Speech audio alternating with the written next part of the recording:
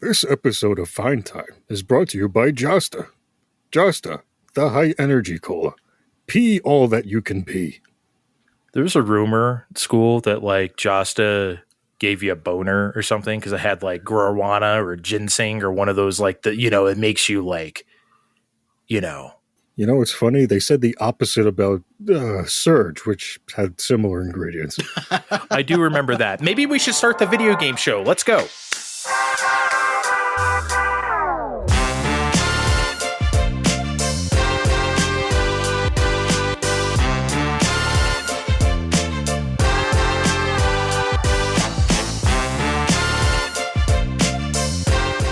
Hello, party people. It's your boy Dre.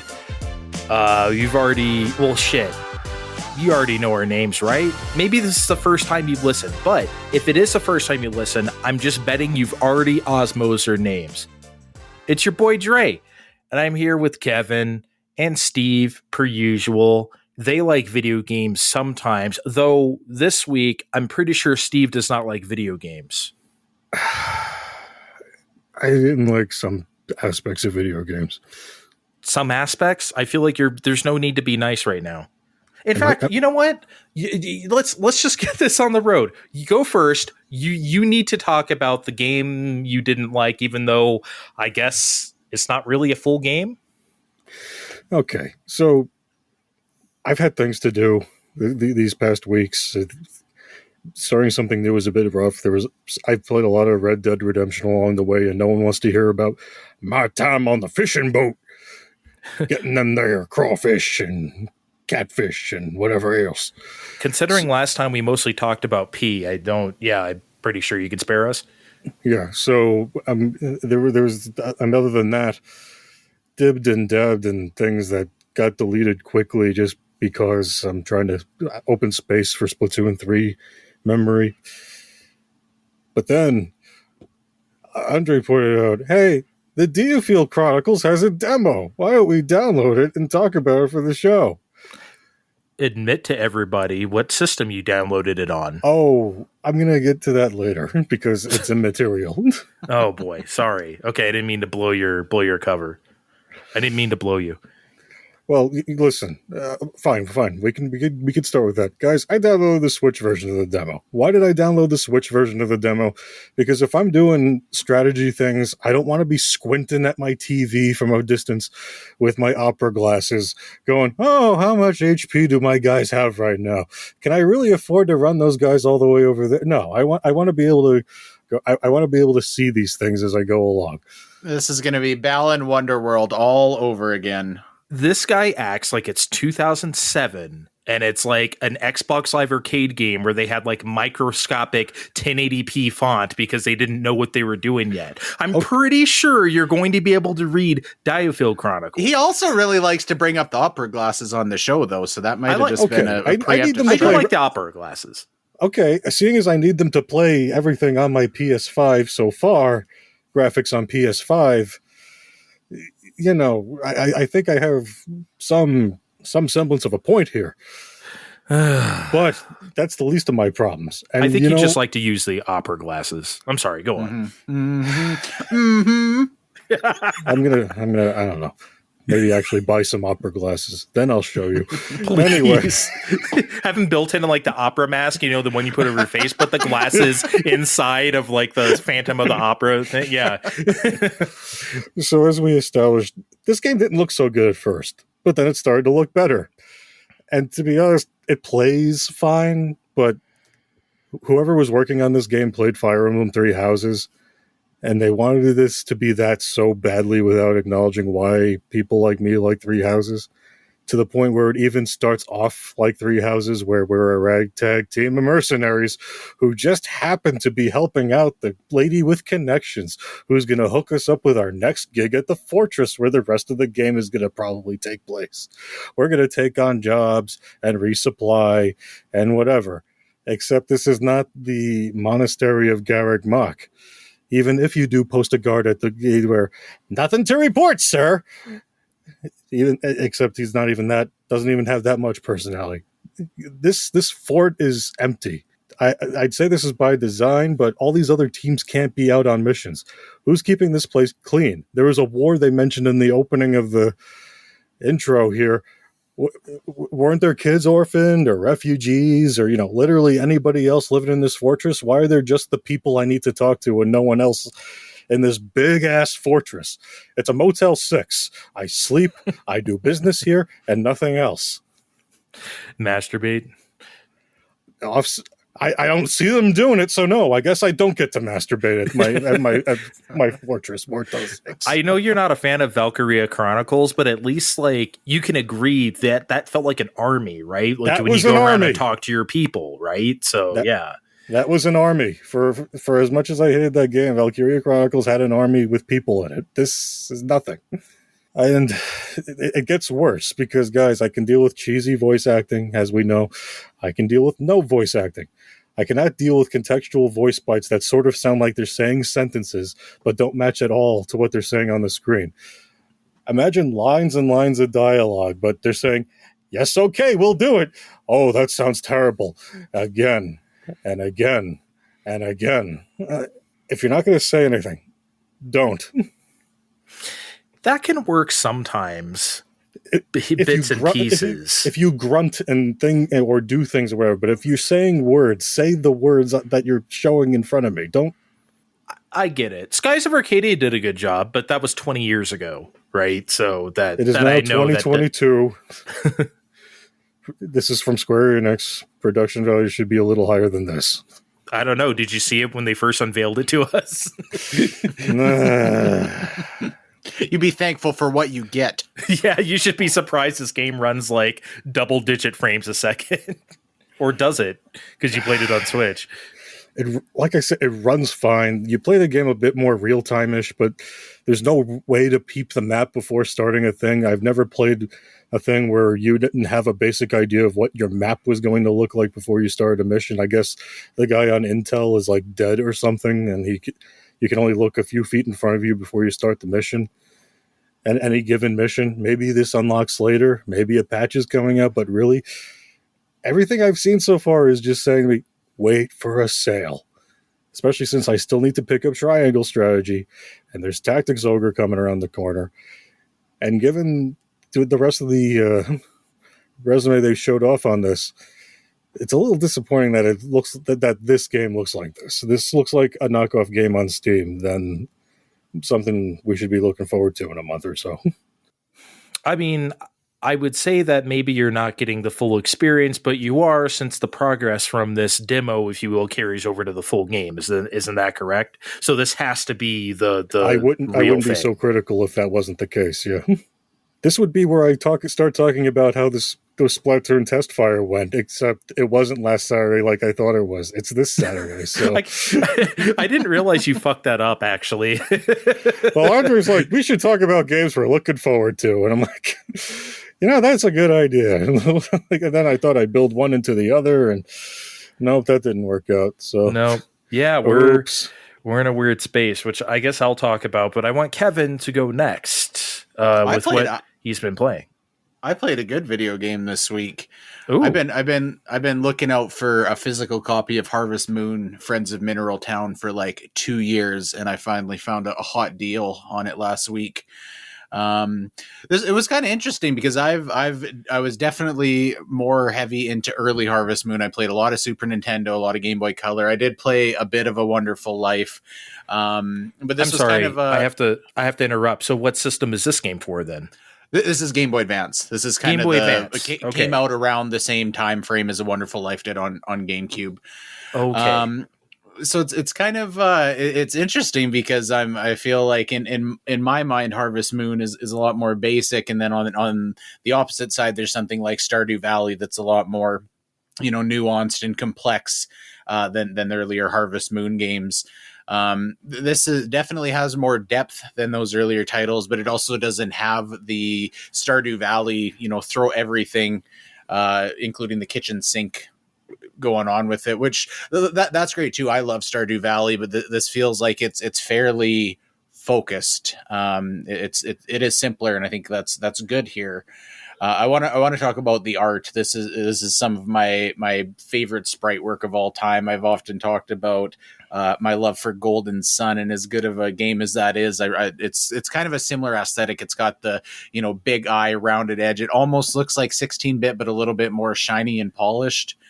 If that makes sense.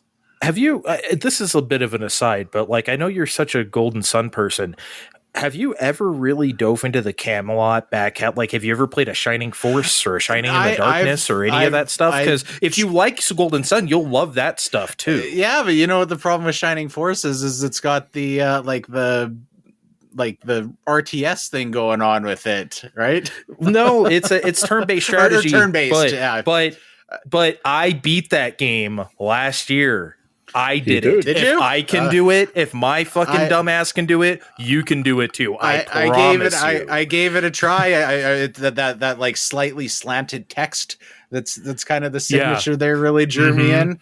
But then, once all of a sudden I had to start like floating around on a grid and picking moves, and I got a little bit intimidated and I turned it off. But hey, man, I did it. You can too. Just don't play Beyond the Beyond for PS1 because that is like their absolute worst game. I had that when it came out, and do not do that. Anyway, I'm sorry. Harvest. So Shining Force is Shining Force 1 the one to jump into, or? Yeah, I played that on Genesis Mini actually a couple years ago. And Shining Force 2 is on Sega Genesis and Nintendo Switch Online. I don't think it really matters which one you play. Honestly, I would suggest just suggest you play that. I'm pretty sure they're both on there. Oh, they both are? Okay. All right, I'll take it under consideration. Harvest Moon, there are some kind of weird design decisions. One thing that endlessly bothers me, you can't run or walk diagonally, and that's fine. But then they've got these skinny fucking pathways that are completely diagonal. Now, so when you go down into the mountain area, there's one that's wide enough that you can like go left and go up and go left and go up. And I don't mind doing that. But then there's the skinny one. And really the only option is just to run into it. And it doesn't even have like a smooth animation. It's just this like jittery, having a fucking seizure trying to get to the spring, stuff like that. And then there's this other thing that's a little bit weird. So when you have a basket that you can buy pretty early in the game. And then if you're picking all your crops and shit, you can put them in the basket before you put them in the shipping container. Now the basket, maybe like 9 or maybe one time out of 10 I miss throwing my fucking beans in the basket, and there's this weird thing where what I think it is there's somehow this offset between the X and the Y axis where everything like works on a slightly different grid. And I've tested this out because it pissed me off enough where if you put the bucket next to the house, if you're facing if you're on the X axis and put it down, and then you pick it up and put it down on the y-axis, it's like 2 pixels over. For some reason, it just doesn't fully line up. So isn't the game's grid based though? Like, isn't it like you plant stuff on a grid or like no? Yeah, there's definitely the grid there, but this isn't like Star Tropics where like movement is locked into the grid or anything like that. Okay, so there's just something that's a little bit off there. For the most part, the game's really polished. And then one thing that the first season, you always start out in spring, and spring was a little bit weirdly paced. Of course, there's meet the townies and whatever. A lot of the time, usually you would spend spring, making money by foraging and just going in and picking shit up and putting it in the shipping container that you find in the wild. That's not really much of a viable strategy in spring here, and spring just wound up being a little bit slow. By the time you get enough crops to get enough money to get more crops, it just didn't feel like it was fully fleshed out. So I was getting even Super Nintendo Harvest Moon, the first one, seemed like it had a little bit more of a early gameplay loop dialed in. But once I kind of got past that, the pacing definitely picks up. Once you roll around to summer, everything you definitely have not too much money coming in, but enough that you can make conscious decisions about what you want to be working on and kind of customize it to make it your own. And you're not waking up and watering your shit and going to bed at like 9:30 a.m. because there's nothing else to do. So overall, I'm having a great time with this. As much as I'm sitting here a little bit picking it apart, I sit at work and I think about it every day. He thinks about harvesting the moon. I do. Kevin, I'm sorry, but I got 2 questions for you. Did you try hooking it up with A Wonderful Life? Not yet. I've thought about that. I don't want to put a bunch of time into A Wonderful Life because I remember the economy in that game being quite broken when I tried playing it when it came out. So I don't want to invest into it. So if I can maybe put like an hour or 2 into that just to have characters go back and forth, that might happen. But if I've got to really dig deep on A Wonderful Life, it's not worth it. Second question. It sounds like you just found a copy of this game. If you were just going to buy this game anyway, why not buy the fancy remake on Switch and other modern platforms?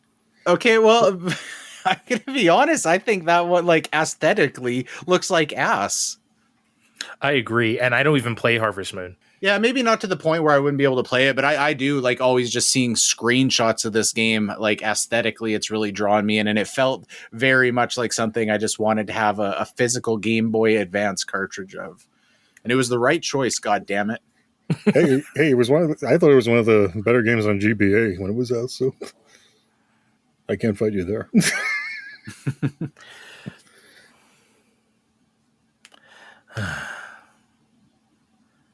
No one's gonna throw it to me. Hey, Dre, hey, what you been? Andre, what have you been playing? Oh, since Sorry, I don't know.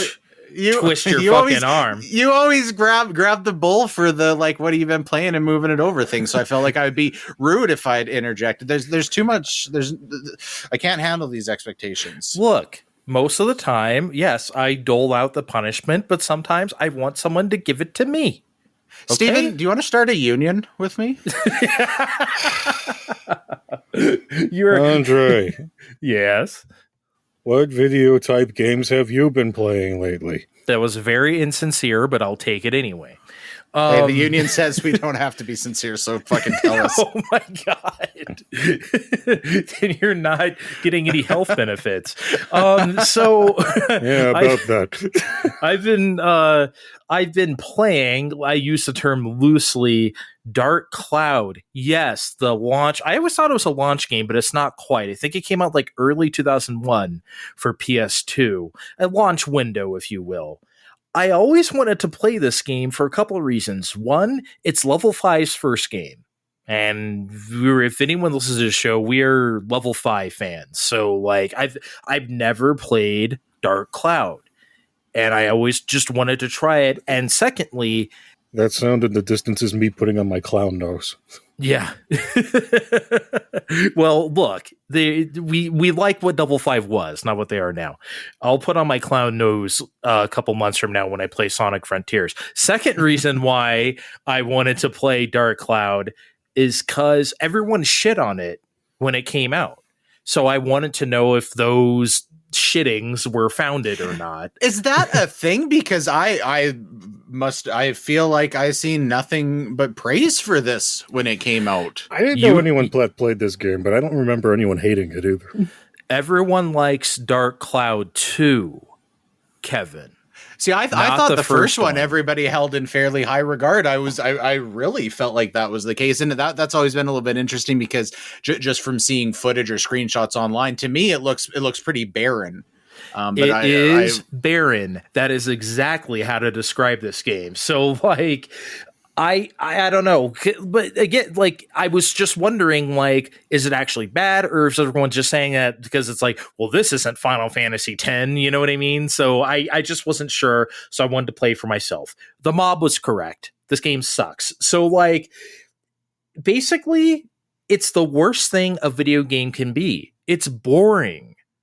Dark Cloud is so fucking drab and barren, just even for a PS2 game. And I'm not even just talking about the environments. It's just, it is the most basic dungeon crawler you could possibly have. If you guys have ever played any of the other ones from the era, like Evolution or Evolution 2 for Dreamcast, I think they were also remade for PS2 and GameCube. If you ever played those, if you've anything from the era, this is so fucking flat in comparison.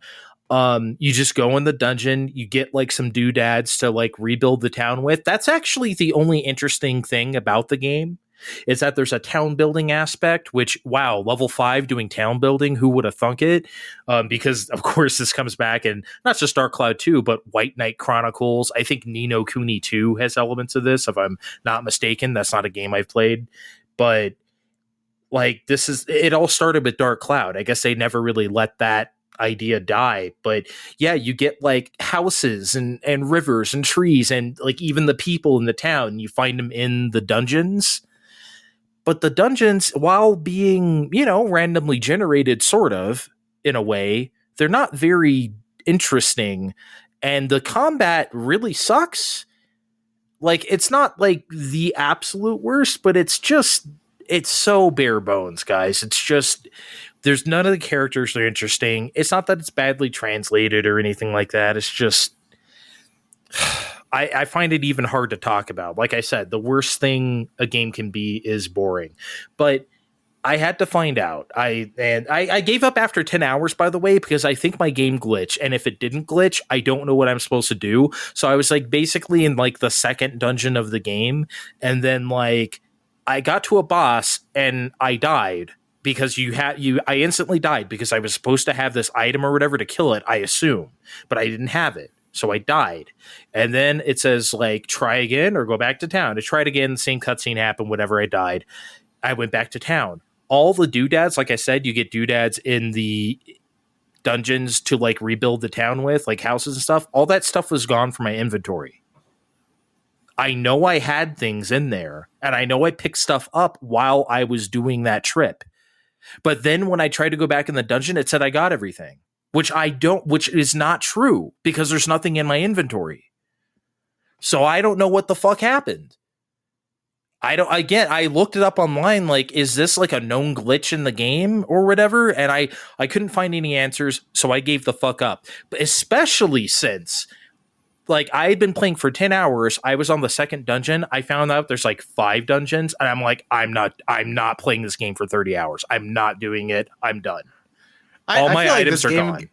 I think this gave you a little bit of a complex because, especially if you couldn't find anything online saying what happened, you feel, I get the vibe that you're like, that was not true. It said I got it, and that was not true.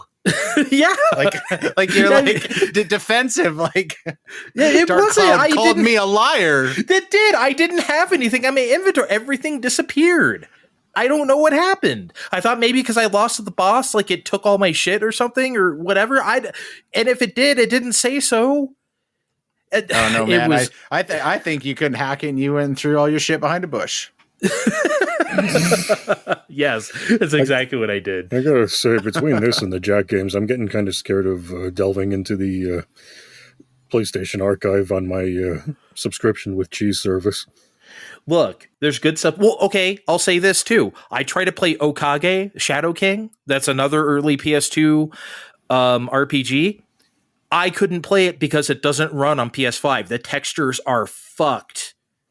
It's like going insane. Like the title screen basically looks like it's color inverted, practically.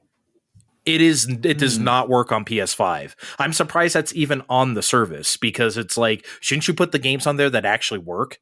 But that was a loss too. What was also a loss for me is that I finally gave a shot because it was on, as Steve mentioned, the PlayStation Royale with cheese, is Medieval, or the remake of Medieval 2019, the PS1 game, I guess from like 97 or 8. For PS4 in 2019, this got remade. And I remember when they announced this, I was like, why? And then I played it and I was like, why? It is literally just the original Medieval as I remembered it, which I didn't play that much. I never had it.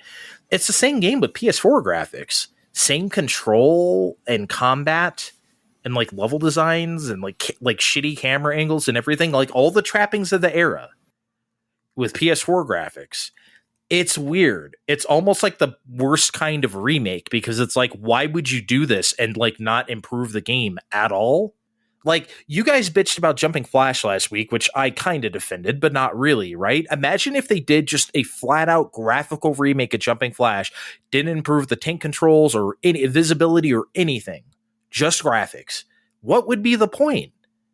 I don't understand. I honestly don't get the point of this. Who was this for is usually what I ask when I play a game like this, and I quite honestly can't figure it out. Maybe if you're just a super fan of the original or the second one or something, and you just must see it with a new coat of paint. I'm guessing neither of you guys have ever played a medieval in your life. I've heard, I know what it is, but I didn't play it. No. I spent maybe half an hour with it on PS1 one time. Yeah, it's fine, right? But it's not like something to write home about. But so it was just a weird choice all around for a remake, I guess. I can see what you're saying for sure. The controls just being ported straight across is not what anybody's looking for. Yeah. Like we have such better control, not just controllers, but like the know-how to make better controls. And you should really do that if you're going to. That wasn't an option. It wasn't just like play the original way or play the new way. No, it was just. I mean, if that existed, I sure didn't see it. It's not like I did a deep dive in the options. The only thing I saw in the options that was interesting was like there was you could turn on a cap to 30 FPS. Which I don't know why you would do that. I'm assuming like the original game on PS4 ran uncapped. So maybe if you didn't have the PS4 Pro, it ran too shitty. So you could just cap it at 30. That was the only thing I saw in the options that was interesting. But really, guys, that's it. Because I am in a big old holding pattern. Like there's games on the horizon just this month and right now. There's nothing for me. I'm just kind of flailing about. I've been just trying random stuff on PlayStation Plus, or I've been dabbling a little bit in almost that Star Tropics 2, Shining Force 2 on the aforementioned Sega Genesis and Nintendo Switch Online, just because there's just nothing, man. Like this week, actually, or I guess in a couple days, as opposed to be Soul Hackers 2. Steve, I guess I don't know if that's something we're. I mean, I'm getting it, but not tomorrow. I mean, that's happening. The end of the month has Phantasy Star Online 2 for PS4 and Turtles Cowabunga Collection, so that's great. Splatoon 3 is like the week after that. The month after that, we got Overwatch 2. That's what I'm looking forward to. So it's like there's stuff on the horizon here, but right now, oof, I guess I'm just gonna have to dick around with medieval. I remember right in the heat of COVID, we were saying 2 years from now we're going to see the repercussions of this, and I think that's exactly what's going on this year. Yeah, I guess we are, huh? This is really it, because like right now I feel like there should be some more stuff abound, and there will be soon, but these last 6 weeks have been rough. I tell you. If I'm being honest, just a little bit of a side tangent, you put up a thing on the Fine Time Twitter the other day, and it said, what was your favorite game from this year? And I couldn't, I've played games that came out this year that I liked quite a bit maybe, but nothing that I really felt that strongly about. Certainly nothing like on the level of Metroid Dread or anything like that got me, real riled up. I don't know. Like for me, this year has been pretty good. We started with Windjammers 2. For me, you can't get better than that. I really liked Forbidden West, and you did too, right? I guess that would be it for you, huh? Would that be your favorite game of the year? Maybe that would be my favorite game that came out this year. My favorite game I played this year was Gravity Rush. Oh yeah, of course, yeah. But I was thinking just this calendar year. Yeah, probably Horizon. You know what? I did really like Stray. That's Stray was well with me. Stray was good. And Steve liked Live Alive, but who gives a fuck what he thinks? Oh my God, you're only on a podcast. What the hell is that? What are you doing to us right now? Throwing sabotage bombs. Jesus Christ. Tell us what else you like, Steve, maybe. Sorry. Well, I had fun with Turtles like the rest of you, and who can forget Kirby? Yeah, Kirby. I mean, top 5 Switch game for me. That was just fucking incredible. Yeah, so for me, this year has been really good. But since we haven't been playing a whole lot, and just to sort of round out this segment before we take a break, let's just talk about this right now, since it's video gamey as hell. Sega announced the full list finally for the North American version of the Sega Genesis Mini 2. They have been doling out the Mega Drive Mini 2 games here and there on the Japanese Twitters, and M2 has too, because of course they're doing it. But now we know the full list for ours and all the regions too. We will now read each one in alphabetical order. No, just kidding. What would be the first one? Alest? No, Alest isn't on there. I guess Alien Soldier, right? Alien Soldier? Is there any other A's?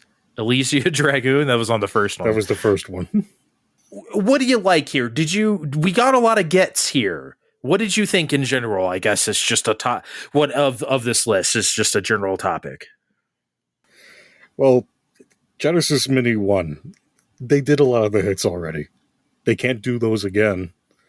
They can't be like, here's Sonic 2, you guys, yay, for a second time.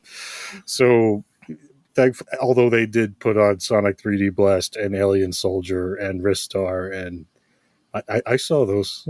Don't think I didn't see those. Yeah, Ristar again. Wow, so excited. I'm just shitting my pants in sheer excitement. Check out my Games Done thread to see how overwhelmingly okay I thought Ristar was. Or Ristar. I don't know. I don't care. It's not good enough for me to care, so I just say Ristar and be done with it. If it were a better game, I would figure out how to say it. I mean, but the things that are on there, they got fucking Crusader Ascenti on here. Have you seen the eBay price on that in the past decade? You're asking the wrong person, and you know it. Kevin, have you seen the eBay price on Crusader it's Ascenti on the Sega Genesis game console in the past decade?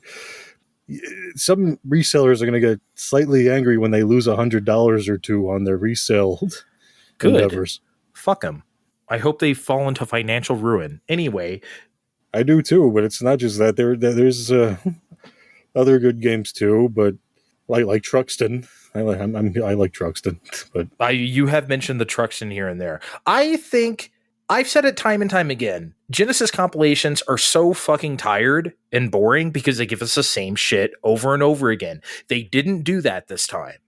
This is what we always ask for, and they're actually doing it. So we got to give credit where credit's due.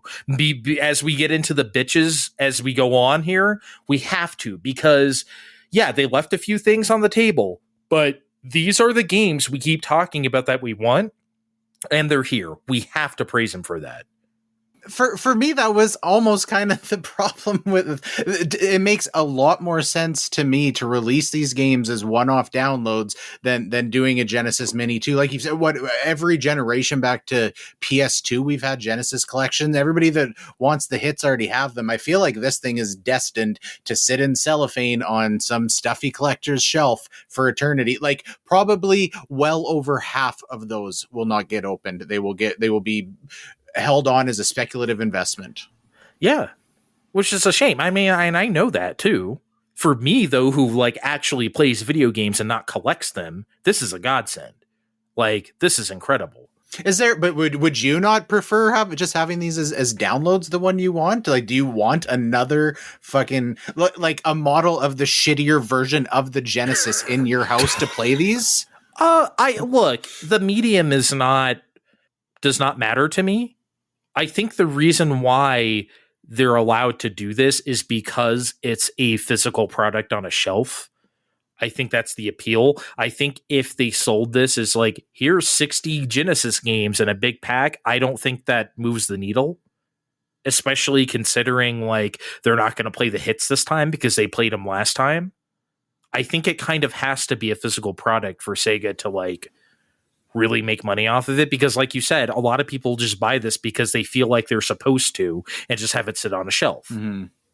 So I personally do not think they can get away with like, here's Genesis Collection Extra or whatever they may call it. I would have thought like anything that was added, if they would have just sold them as one-off releases on digital storefronts.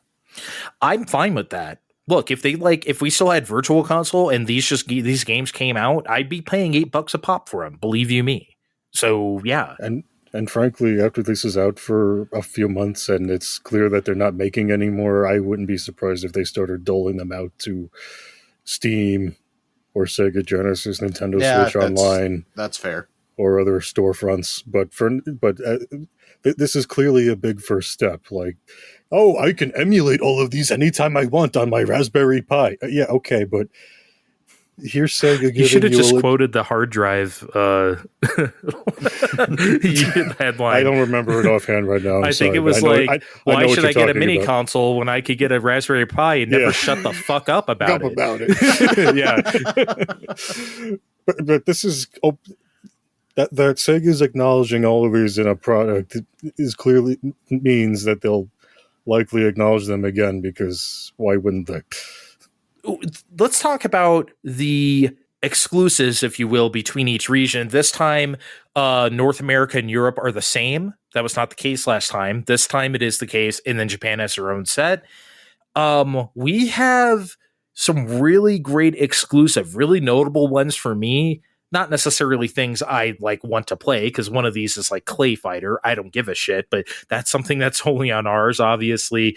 Golden Axe 2, just for us. Outrunners, Revenge of Shinobi, yeah, buddy. Shadow Dancer, fuck. Desert Strike, that's cool. War Song, which is Langrisser. I think people know what Langrisser is. The first one came here as War Song on Genesis for some reason, so that's what that is. Really notable shit here. But then Japan has like Columns 3 and both Lunar games and Pop Full Mail and like Shin Megami Tensei CD and like Sorcerian, even the Falcom game, Starblade as well, the Namco game. There's a lot there. Oh, I'm just saying I need to turn in my Mega 10 boy hat, because until this final video popped out, I didn't know there was a Shin Megami Tensei CD game. I didn't know. I didn't know either. No. Wow, that was terrible. That might be the worst joke you've made on Fine Time. Maybe. I mean, if I can think of a worse one, it's not coming to mind. I got a worse joke. Clay Fighter for the Genesis. Because, guys, there's only one way this got on here. Someone at Sega said, okay, you know what people really liked? Earthworm Jim 2. Let's get this on the system. And then the one guy at Interplay was like, you guys aren't getting Earthworm Jim 2 unless you also buy Clay Fighter. You don't have to put it on, but you do have to buy the rights. Fine. And that's why that's on there. At least they're giving you the 6-button controller, because I could not imagine playing any fighting game with only 3 buttons, and they're giving you 3 on here. Speaking of what was necessary, was it really necessary to get Fatal Fury 2? This matters to Japan, probably. That may have been a version that like hit over there. I've never played a home version of Fatal Fury, and I don't plan on it. So, yeah, all the fighting games can rot. Look, I will defend Super Nintendo Street Fighter 2 forever. SNK on 16-bit consoles was bad. Just awful. Yeah, I don't, especially Genesis, they probably couldn't even do the scaling or whatever. Anyway, I don't know what to do here, which one to get. I guess if I were a rich bitch, I can get both, but like, this is tough. We have the better Genesis stuff. They have way better CD stuff, Steve. It's like at this point on ours, it feels like the Sega CD inclusion is like a marketing gimmick, especially since like 2 of our games are like Night Trap and Sewer Shark, just like kiosk fodder that made us go, wow, I never want to buy a Sega CD. And 2 of those other games are Echo the Dolphin and Echo Tides of Time. Oh boy! Don't get him started on Echo again. And you know down what? this road. You know what? I know. They when they first showed off this machine, they said there will be no repeats from the first machine. And what do they do when they show off the final list? Here's Echo the Dolphin, but it's the CD version. It's totally different, you guys. You don't even need to see the full name. As soon as you say Eck, I see a little vein pop out on his forehead, which I kind of think is funny, but it is funny. And look, I know Andre doesn't like Sonic CD. I kind of like Sonic CD, but it's on everything now. Sonic CD, it has to be here, but it's not the selling point of the selling points of there's CD games on this thing. To me, would be things like Shining Force CD, Mansion of Hidden Souls, and Sylpheed, and that's really notable to most people because that's got a banging soundtrack, as my co-host Andre might say. Yeah, slamming. It slaps. I've never played. So I played the PS2 sequel, which was weird, made by Treasure. It was very bizarre. I don't even know if it's good to this day. Yeah, I obviously they got the better CD stuff. As I said, they have both Lunars and Popful Mail. Popful Mail is the one that really hurts for me. I do not like Lunar, so I don't care that they're not here, but they should be here because I feel like that's essential, especially to America. Early CD system stuff, that's pretty key. Like, if these things are supposed to be like a historic box, Lunar has to be part of that. And yes, I would have put on my clown face and tried Lunar for the umpteenth time for another 6 to 8 hours before I decided I don't like it again. But, you know, I would have at least liked to have the option. Moving on from that, M2, if you've bought any of the other stuff, you know they love extras. If you are a TurboGrafx 16 Mini owner, you know the extras they put into there. This is the best bevy of M2 extras there ever has been. So first of all, there's 2 unreleased games here, one of which, Star Mobile, I swear I've seen before. This could be Mandela effect or whatever. I may have saw a screenshot or two in a magazine that looks so familiar when I saw the teaser video. I don't know. I swear I've seen that before. There's like ports of old games that were never on Genesis, like Super Locomotive or Splatter. They're doing like fresh Genesis ports, as well as Fantasy Zone. That may sound weird to some people, but remember the Genesis only has Super Fantasy Zone, not the original Fantasy Zone. That's being ported to Genesis. The thing that is craziest to me is the Space Harrier 2, which again is a repeat from the first one, the first Genesis Mini, but they're doing it again at a higher frame rate because historically Space Harrier 2 runs like fucking ass. Like, it is like practically unplayable, even for the system. So the fact that they're going to up it to a higher frame rate, and somehow, Steve, we were trying to do some sleuthing this afternoon. I guess it includes the original Space Harrier somehow as well. Yeah. It seems like they're porting the original Space Harrier also to the Genesis. I don't think it actually got the first one actually got a Genesis port. My research there just said it was Space Harrier 2 was a launch title for the Genesis, and then Space Harrier 1 was on the 32X, but I don't think that was actually ever on the Genesis. So I think they're working backwards to make a Genesis port of Space Harrier, and that's freaking crazy because who's doing that anymore? No one. Only them, and that's why I always say M2 is better than the real thing. It's better than real hardware. It is better than emulation. M2, we don't deserve this. They are benevolent space gods that came to Earth and decided to preserve our video games in the best way possible. Like, this is incredible. I thought it was crazy on TurboGrafx 16 when they reported like Gradius and Salamander and stuff to like be like super arcade accurate. And you can play the original TurboGrafx 16 versions as well, but like that was cool enough. This, man. But yeah, how about we take a break? And then we'll have some big questions right after this.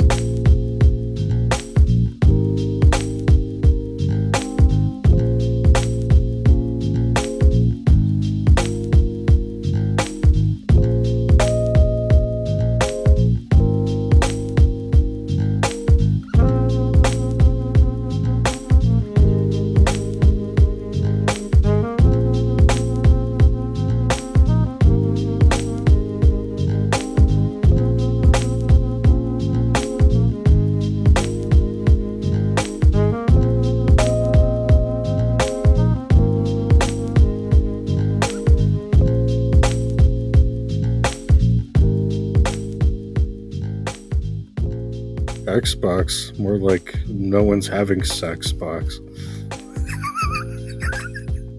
I thought you were gonna say sex box, but you said no one's having sex box, so I guess that counts. We're leaving this in, by the way. Hey everybody, we're back. You didn't hear any of that stuff. That just whatever. What were we talking about? Who said something about sex?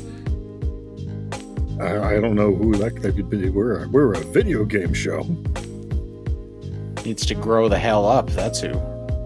What's the first sexy thing you've seen in a video game? Like either a sex scene or like a...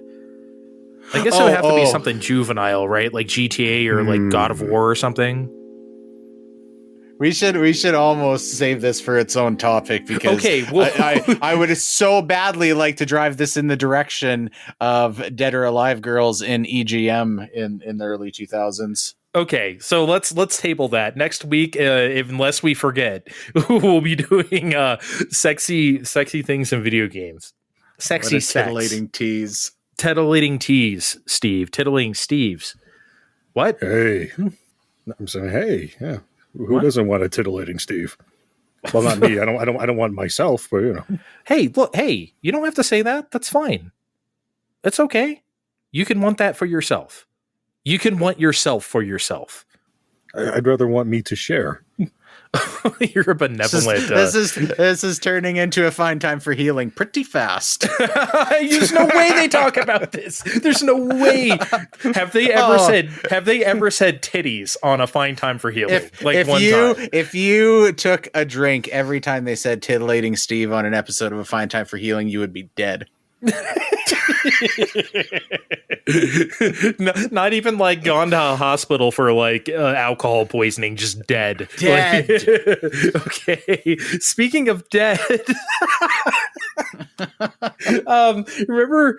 Okay, so Microsoft, like what 2016-ish, they stopped reporting sales of Xbox One because they weren't going well, so it wasn't doing them any good to like lose the PR battle every month. And I get it, right? So they just stopped reporting them, which to me was kind of worse, but whatever. Obviously, they were getting cooked by PS4, so and then Switch, and so according to documents submitted in Brazil. Brazil has like a national competition regulator, so they have to know like sales of stuff or whatever to be able to sell stuff in Brazil. They need this information. So while Microsoft did not give Brazil a hard number, they did say in documents the PS4 sold twice as much as the Xbox One family of consoles. Twice as much. What, Steve? What? Keep going. I'm sorry. Okay. So, doing a little quick math, the PS4 sold 117 million units. We could assume the Xbox One sold roughly 58 million units. Analysts have always placed the Xbox One sales around like 50 to 55. So, this falls in line with those expectations. What about your expectations, Steve? Is this about what you thought? Because I don't know. I kind of feel like this is spot on. It's either here or lower at this stage. Kevin? You know what? I think you hit the nail right on the head when you said that it was worse that they didn't report on them. I hadn't kept track of what analysts were saying that it roughly would have been. I would have guessed under 50 million for sure. If you would without this article, and you would have said if you had to guess how much do you think Xbox One sold, I probably would have said maybe 45, which is kind of funny. I mean, obviously they didn't do what PS4 did, but if they sold almost 60 million, that doesn't seem like something that needs to be like hit or embarrassed. That's a fairly solid number, all things considered in context. I don't know. Yeah, I will go as far to say I don't think the Xbox One deserved to sell 60 million. No, I'm surprised actually. See, Steve is enjoying this for some reason. I'm not enjoying it. I don't know. Maybe it's the phrasing. I don't know. Let's keep going. It is funny. It is funny because it's like Kevin said, it's worse that they hit it and they didn't really need to. It wasn't, whatever. I mean, if Nintendo didn't hide Wii U, you don't need to hide this, right? It's weird. I don't know. I guess playing off of that by not saying an actual number to Brazil and just saying half as much, this leaves a lot of room for interpretation. So do you think they're kind of fudging this? Do you think they're trying to save face, Steve? Or is this like, Of course they are, but we'll never officially know. But it does make a lot of other things they've been doing in the game space more obvious in hindsight when you look at it, like Game Pass, for instance. here's Game Pass. It's $1 for 3 months, or if you're Kevin, $1 forever if you cheat just so. All the Xbox you ever want. Look, some of our indies are making it out onto other platforms. Ain't that nutty? Huh? It all makes sense, doesn't it? It's when you look at it in this light, yes, this makes so much sense. Cuphead, it all makes sense. But yeah, it really could recontextualize this Game Pass for me, because wow, that was really their only avenue of selling, not even just selling units, because they're just selling Game Pass, but it's like, it's better than nobody buying any games at all, which was clearly what was happening. But outside of this, and this is a bit of an aside, but it's something that personally drives me insane, so I want to talk about it in context of these numbers.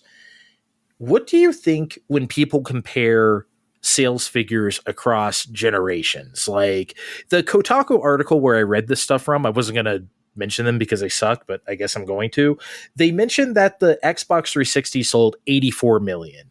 Information that I think is completely useless in this context, personally. Because who cares? Like, I always hate the milestone stuff, especially with like Switch and like other Nintendo consoles. Oh, it passed the NES. Oh, it passed the N64. Like whatever. Like, so what? Each generation has its own numbers for a reason. You can't compare across eras, in my opinion. Maybe from like one era to another. So if you want to say Xbox 360 numbers are relevant to like Xbox One numbers, fine. But they're not relevant to like original Xbox numbers at all. You know, like I feel like this stuff isn't comparable. I think Kevin disagrees. Maybe I think maybe there's a little bit more of a sliding scale. I don't think we talk about like original Xbox is not that far removed from Xbox One, to the point where you could say the market was radically different. Absolutely, it was different. I think when you talk about like comparing Xbox One to NES, you know, that's those are two radically different markets. But I think I don't know. I guess just as a consumer of that information, that helps me contextualize it. Okay, Steve. I mean, yeah, it's kind of useless, but as a factoid I get from sliding it through on Twitter or reading it on the back of my Nintendo's cereal box now with Master Sword marshmallows, you know, it's not the worst thing to just read and go, oh, isn't that neat, and then move on with my life. I don't think anyone's can really take that seriously, as like you said, markets changed over time and all that. But we do it a lot, especially with Nintendo. It's like, well, the SNES sold less than the NES, and then the N64 sold less than that, and then the GameCube sold less than that, and then like, okay, but it just doesn't tell much of the story, you know? It doesn't in comparison from one end to the other, but I think looking at the peaks and valleys in the timeline that tells definitely shows a lot, when you're thinking about the health of Nintendo as a company, or even in relation to, you know, what marketing or policies they were doing at the time. Yeah, but again, that's context, right? The context lists numbers to this and that is what I don't like. Anyway, Steve, next big question. Hey guys, remember a couple shows back, I guess now this was, when they did the Lollipop Chainsaw announcement with nobody involved in the project, and I brought up 13's remake job as a point of comparison under very similar circumstances, as a point of reference. If we were a better podcast, we might, you know, play that old clip for context. No, I'm just kidding. But we can't do a greatest hits show already. We haven't even been around for like a year. remember when? but yeah, the 13 remake sucked, and back in 2020. But Mike Royd's hired on a group studio called Tower 5, and they're gonna be they've been working real hard on revising this revision of 13. It's coming out, holy shit, real soon now, September 13th. And it's going to be free to everybody that bought the game in 2020. The Switch version will be released at this time, but there's a few minutes of footage of multiplayer up on IGN. What did we think? I don't think it's where it needs to be still. Like, there was something to the cell shading of the first half of the 2000s, obviously spurred by Jet Set Radio and then used in whatever else. Like those very low poly, very thick outline, super flat looking models that really try to look like a comic book instead of just like, here's a shader. We treat it like a shader now, like we do any other post-processing in a video game engine, instead of like a look, a style. And I think that's the thing that they're losing here. This version looks closer to the original. Like the comic book text is back, right? Like you blow up something, it says like boom, or it says like when you shoot someone, but then it doesn't have like the comic book panels anymore. Like when they fall out the window, if something happens far away, so you get a close up view of that. I didn't see any of that in this trailer anyway. So it's a lot closer, very like, but not there, Kevin. It was very much like a vertical slice of gameplay, and like Steve said, I think it was multiplayer. Was that like can you, were they doing effects like that in multiplayer originally? I don't remember. It's been way too long since I played. So yeah, I don't know. I was optimistic. I thought it looked fine personally. Given the history, I'm a bit skeptical, but I'd like to believe this is toned down a bit for multiplayer so it runs a bit smoother, and that they are in fact heading in the right direction for single player, that everything does pop out more. It was 60 frames a second. That was good. I can't believe it wasn't in the first place, but you know, that's a thing. I don't know. I guess there really isn't time to improve, right? Because it's coming out in a few weeks here. So I don't know. I guess this is just going to have to be it. It does look a lot better than before, but you know, still kind of whatever to me. I think it is good for the people that did pony up the money in the first place, as few and far between as they were, to get a little bit of a consolation prize, even if it isn't 100%.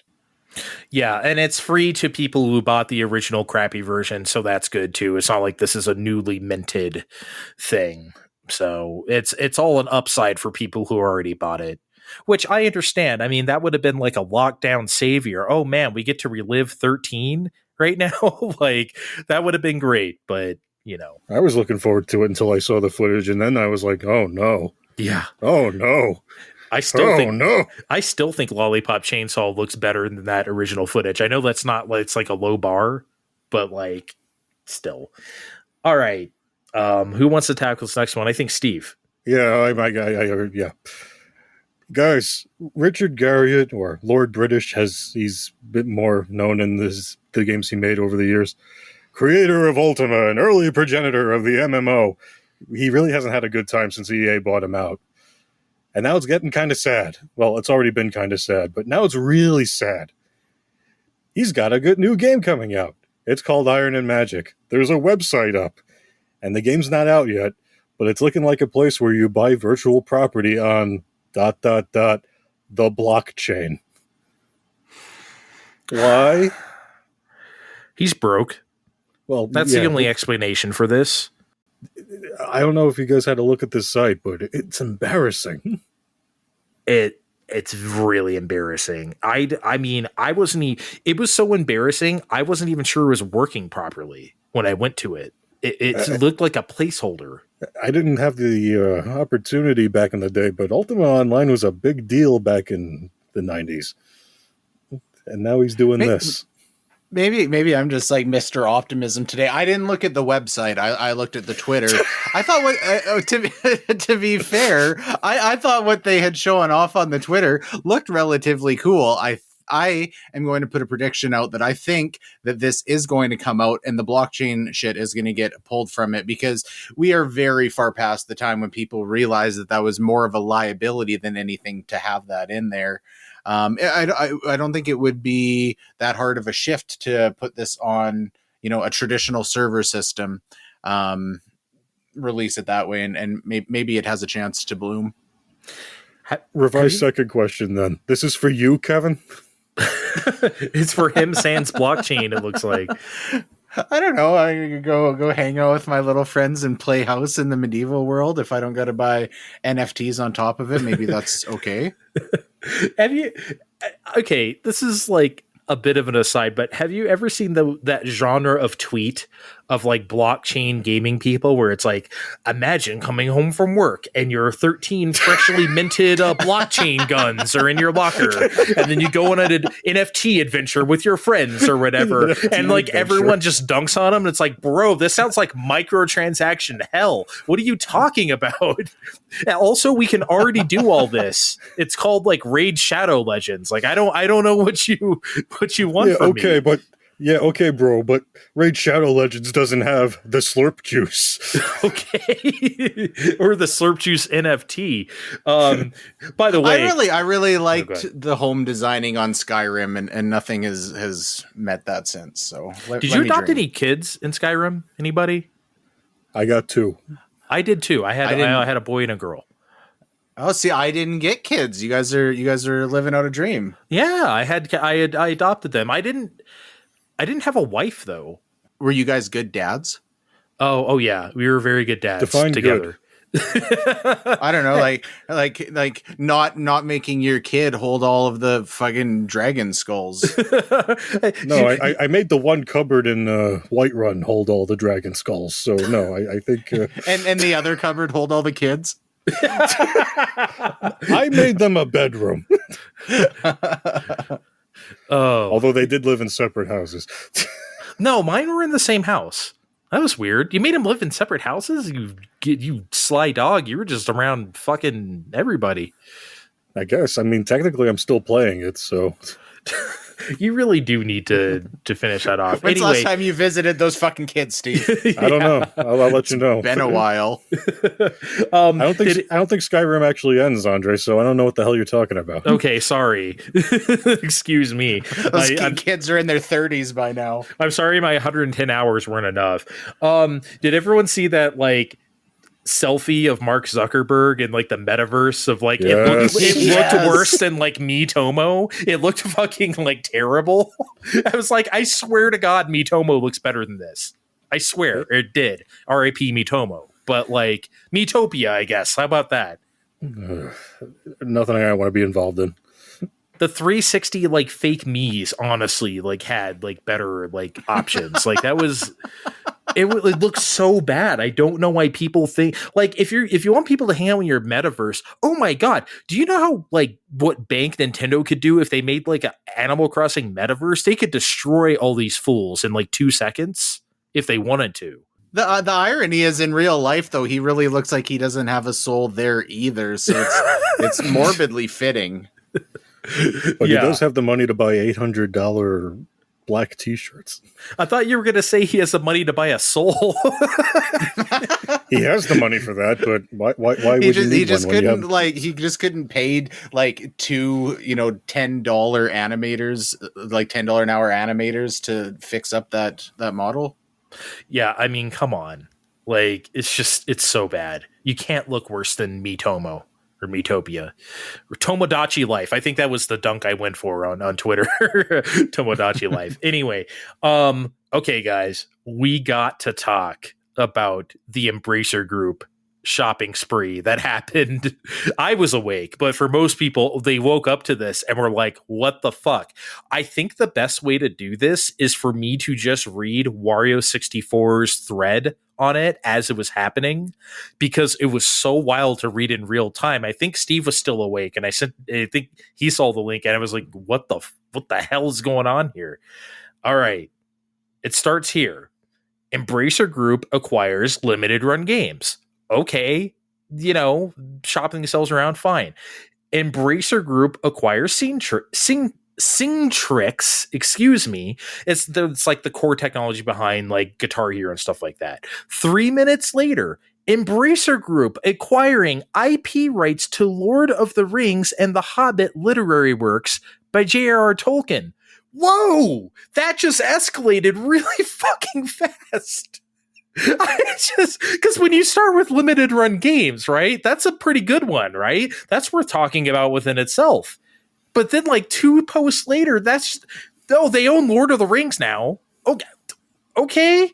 But why stop there? Yeah, why stop there? Embracer Group acquires Tuxedo Labs. They made the Teardown last year, that voxel-based destruction thing. I don't know if you guys seen that, but I did. I thought that looked cool. Anyway, they acquired them. Embracer Group acquires Tripwire Interactive. They made Killing Floor. They made Maneater, the shark game. Of course, this is the company where the CEO came out and was like, I feel it's important to come out as a pro-life developer. And then he ran out of the company like I'm 2 sure seconds. The asking price of that dropped real quick after that. Oh, yes. And then Embracer Group acquires 11th Operating Group, Embracer Free Mode, blah, blah, blah, retro games. They're doing retro games. This includes Tatsujin. Steve, something near and dear to our heart. If you're a regular listener of this show, you know that Tatsujin is the rights holder to all the Toa Plan games, shmups, and other games that we really enjoy here. So they own that company now. Okay, here's the big one that it ended with.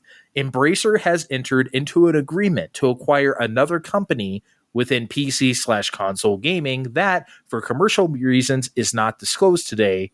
The purchase price for this undisclosed acquisition is in the range of being among either third or fourth largest of the transactions. So not only are they not telling us who it is, they're making us do a fucking word problem to figure out which are the third and fourth biggest transactions here, and then slot it in there, and then figure out like some other company's worth.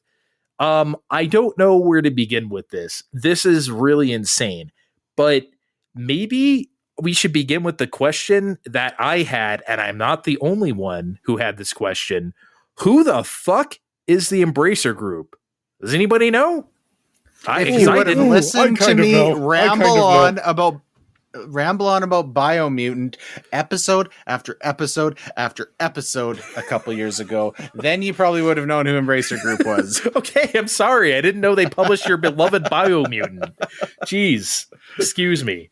For a more objective overview of what a Embracer Group is, Embracer Group used to be Nordic, as in the group that bought up THQ's assets after they went belly up about a decade ago.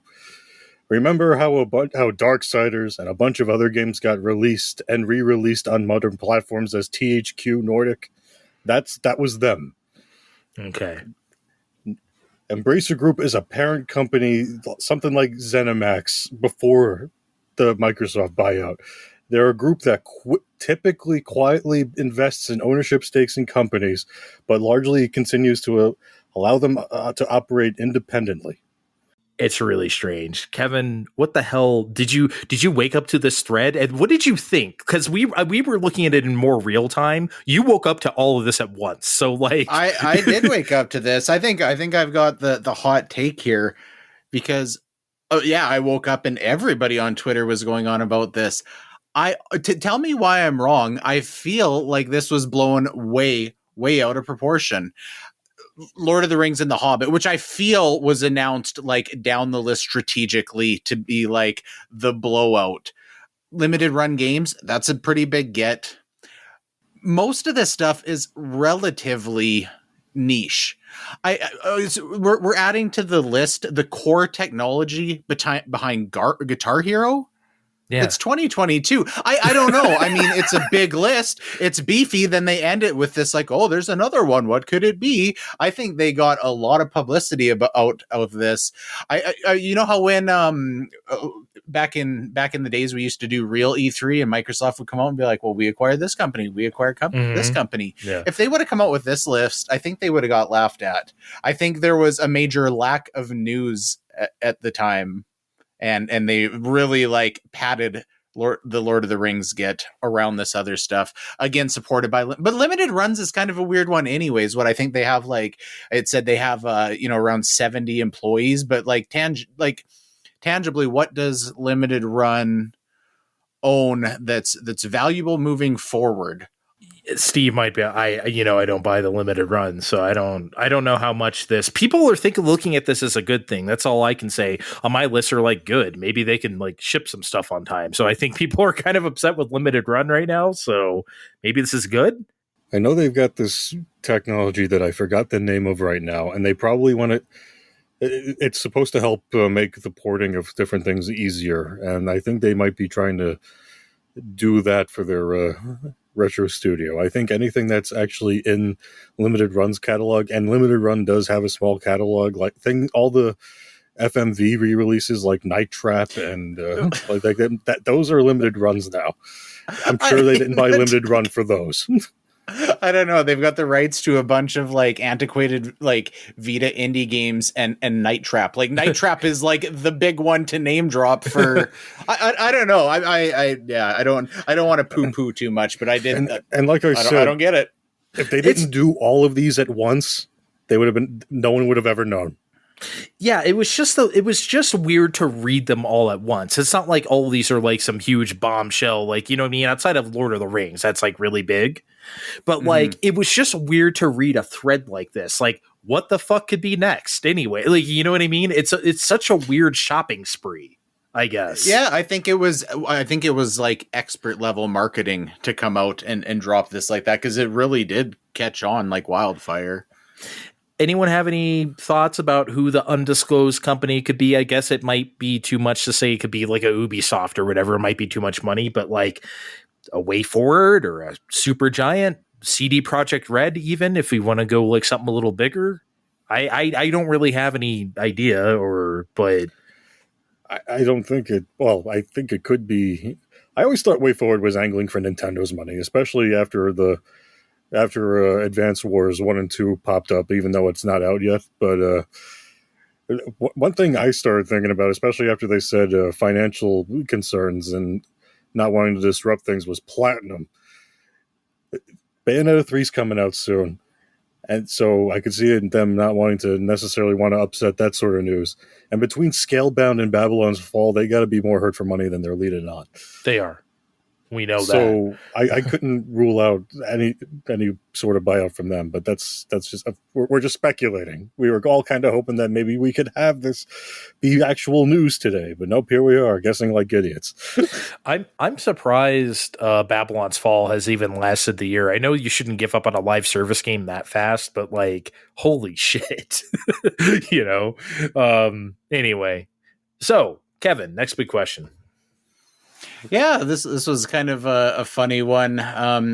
Reggie was doing a recent interview with Inverse, Reggie Fils-Aimé, and he had mentioned that there was an initiative across the gaming industry that Nintendo was heavily involved in to have an adaptive controller that was compatible with Nintendo, Xbox, and PlayStation consoles, kind of similar to the Microsoft accessibility controller. He mentioned he believes it could still be in development and it could eventually see the light of day. So great. That's, you know, moderately interesting. But as soon as I read that, I immediately thought about back when everybody was talking about NX speculation, and there was a whole lot of rumors going around saying that there was core integration with whatever Nintendo was working on that would work, you know, between PlayStation and Xbox consoles as well. And my first thought was what he's talking about may be directly related to that rumor. I was curious what your guys' thoughts were on that, because I've always wondered what was there something that was in development that was left out, or was that just, you know, something that was never a possibility and just caught on? I'm pretty sure that adaptive controller came out on Microsoft's end, didn't it? But I think that was something completely different. What was Reggie working on then? Well, not Reggie, but... Well, he mentioned that something that might still be in development. Yeah, and he's not disconnected enough from the company to not still have that information, or, you know what I mean? So like I don't think he would say that if it wasn't a thing. Yeah, I don't really remember much of this NX speculation of this controller. But I remember we got to look at the patents and stuff like that, like all the pictures and stuff like that, and how it's going to work. It's going to kind of talk. So we knew basically everything about Switch before it came out, because Nintendo's the leakiest ship in town. And I don't remember anything there about this kind of controller. Obviously, not every patent gets used. Not that they even patented it, you know what I mean? But yeah, I'm not having a strong memory of this, is the thing. However, I do think it is overdue for the industry to have something like this. Like, we have generic controllers that work on PC or whatever.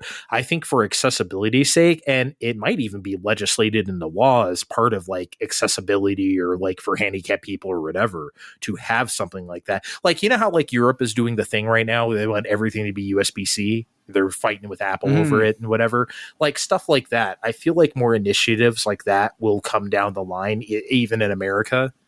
And I feel like a controller that can work on everything in terms of accessibility probably should be a thing. Yeah, agreed. All right. So last time we went into the Warner Brothers Discovery mess because that was still like every day there was like a thing, and it's like, we gotta talk about this. Every day since then there has been a thing, and oh boy, Steve, has there been things. It's incredible. It's incredible. Here are the things that happened since we last talked about this. They canceled more animation projects. I think a new Batman animated series. There was 2 Looney Tunes movies. Those are both canned. They removed animated shows too numerous to mention from HBO Max. I mean, so many of them. Steve knows the names better than I do, but tons and tons. Their creators are barely given any heads up. These shows aren't available anywhere else, so they're basically lost to whatever. It was initially reported that the footage to Batgirl was deleted, which makes like, I completely believe that they would do something that, but diabolical at this point. Turns out it was a mistranslation from Spanish. They really just meant that they didn't have access to the server anymore, they being the directors and whatever producers on the movie. But it came out today that people involved in making Batgirl are attending what they're calling funeral screenings on the film on Warner Brothers lot before it's locked away forever in a vault. That is just funeral screenings, everybody. That's what's happening. As far as the market cap for Warner Brothers Discovery, they lost $2.39 billion this week, 5.5 over the last month. They have lost $20 billion in cap since April, basically since they started making cuts. $20 billion off their value. I don't know what to do with those kind of numbers. Those are beyond a peasant like me, but just that is insane. Lastly, and we just found out this, they're pushing back several movies to 2023 because they only have the money to release 2 more movies this year, which would be Don't Worry, Darling and Black Adam. Steve, you're an animation guy. I want your unfurl the medieval scroll that rolls down the hallway and down the stairs and across the drawbridge. Your soliloquy here about this, because this matters a lot to you. So I need to hear it from you. It does matter to me. And it's going to just get worse, but it's going to sound dumb. But guys, cartoons were the glue that held the bricks of that studio together. I know that sounds dumb, but if you say WB to anyone of a certain age group, I am sure there will be a Freudian slip of a Looney Tune character a second later. They're just that ingratiated into the culture. Even when there was that decade and a half period in the 70s or so where there were no WB animated studios, and they were just licensing the characters into ads and syndication deals. Everyone knew who they were. Those were WB characters. Everyone knew. And that was all the leverage you would ever need for them when they came back. Guys, the DC stuff they make is way better than anything, well, not most things, I would say, most of the live action movies out there. Cartoon Network Studios started producing shows that challenged its audiences a bit over the years. And there's even a lot more adult-oriented programming now. I mean, I'm sure I'm the only person here that's seen Primal, but everyone else that's listening needs to go watch Primal right now on HBO Max before they take it away. Which, yeah, HBO Max, the cartoon heritage continued because when they first started to advertise, hey, here's HBO Max and here's why you need to give us your $10 a month. One of the things they tried to lured people back in with were brand new freaking Looney Tunes. And they're fucking good. They knew this. They knew they had to do that. This needed to be the service that represented everything that was the company. And now here we are, where we're on only week 2 of WB Discovery. I guess this is what this is, and entire shows, including newer efforts that were exclusive, like Close Enough and Infinity Train, and they're gone now. Yes, I know there's Infinity Train DVDs, but Close Enough is not legally available anywhere right now. And at this pace, it's only going to get worse. I mean, if you like something on there, you better go watch it. Harley Quinn, I'm sure it's one of their more popular shows. What's stopping them from getting rid of that next week? It's gross. I hate it.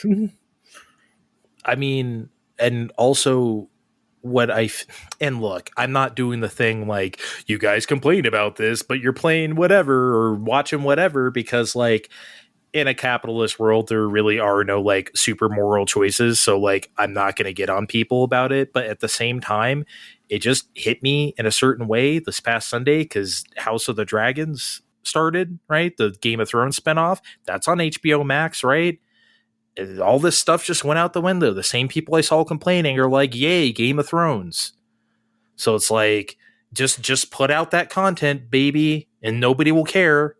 We're destroying animation, but just, hey, Game of Thrones, so it's fine. Also, like HBO Max is running like all these crazy get 40% off now for like 6 months. They're like bottoming out their prices. They want people here. Oh yeah, they threw out 40% of the catalog, so yeah, the subscription price should follow. Yeah, but it's just like all of it is so bothersome in a way that you said way better than me. I have something to admit before we wrap this up. Every time we talk about Warner Brothers locking something in the vault, all I can imagine is the Animaniacs in the water tower, and I assume that everything that's getting locked up is in the water tower. Oh, yeah. It's definitely in there. All those Prince albums we never heard yet, that's currently being... Yeah, Yakko just sends it down on a Vine or whatever. Like, oh, you want this one from like March 93? Here it is. Like... But yeah, actually, speaking of Warner Brothers Records, my favorite band of all time, REM, when they went major label in 1988, they went to Warner Brothers. One of the things they had in their contract, because everyone knows how scummy the music business is, the record companies are like, oh, we don't like your record or something, they dick you around. One of the things they got in their contract was, you have to release our albums. You have to. You don't have to promote it. You don't have to give us money to do music videos or whatever, but you have to release the music. You can't say, we don't like this album and then shelve it. That was something that's interesting. Yeah, that was something that's very important to them. And not a lot of bands get that, but they had the clout to do that. So they did it when they went major label. I say that to say, because, just talking about Warner Brothers, why would anybody work with Warner Brothers again at this rate? What they've done to these like creators and people in this not just animation, but just the people who make it. It just seems impossible for anyone who has like a new animated show to go to them anymore, unless they are somehow guaranteed you're not going to do this to us. But I'm not sure they have the clout to do that, right? Not everyone is like being $20 billion down in half a year, I think lack of talent is probably on the lower end of their problems. Yeah, right. It's just, I don't know, man. Their reputation is mud, and I don't see how they can ever have it be restored, Steve. Like, why would you ever work for them if you had the chance? I mean, look, this isn't the first time they had a funky merger. You might remember in, I think it was 2000 when AOL of all people bought them out, and they were AOL Time Warner for almost a decade. Yeah. But that was more, they were more stagnant during that time, and things were more business as usual. It was more business as usual. And once AOL was dealing with issues of their own, Warner Brothers was more acting independently anyway. So that could have ended very differently if AOL was more invested than they were. That they dodged that bullet only to land into this one another decade later is incredible. Yeah, it's It's awful. Well, hopefully any of the stuff that's still there, the creatives are not dicked around like this anymore. Hopefully this was enough bad PR and money lost where this is ending. Okay, we'll be right back.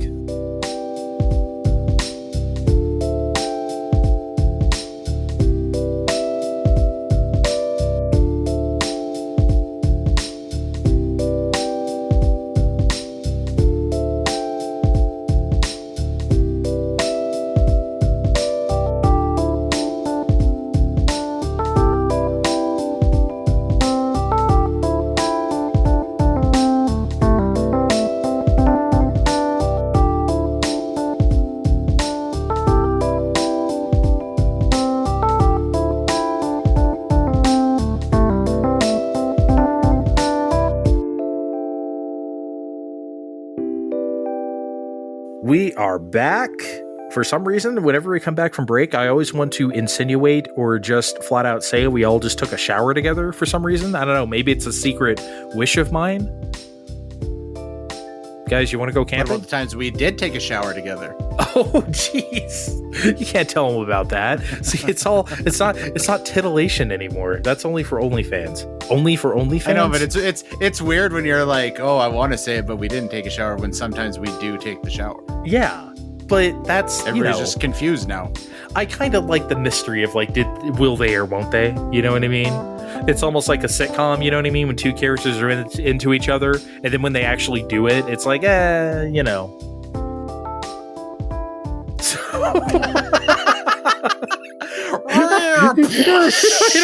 No, Steve looked at me like, okay, I am not helping you today on the podcast. You're getting no help from this bit. Can't we just go to the, the hot tub somewhere nice? Why do we have to go camping? You got to make it weird. That's not weird. What's wrong with camping? I like camping. Get eaten alive by bugs, being outside.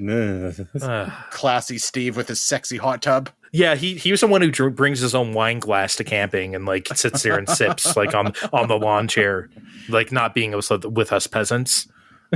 Oh, I wish I was in my hot tub right now.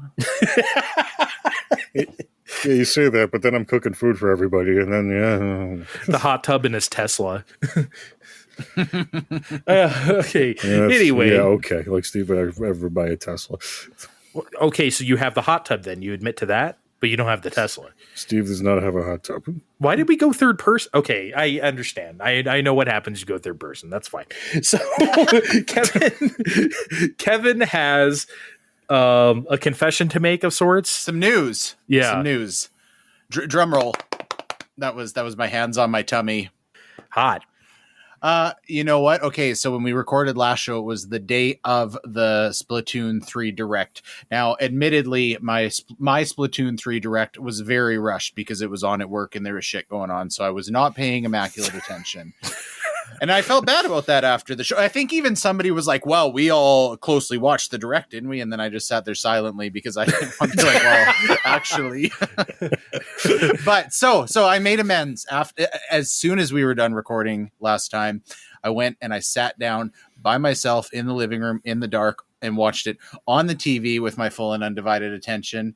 And just because you guys have given me so much shit over the last few months about this, I am officially announcing that I am relatively excited for Splatoon 3, and I will definitely pick it up and play Splatoon 3 with everybody. I still maintain if Nintendo would have come out and said, hey, we're rejuvenating Splatoon 2 and here's some like new maps and everything, but that's fine. I'm there for it. You know what really got me was the music and the little like voice chirps and the cats.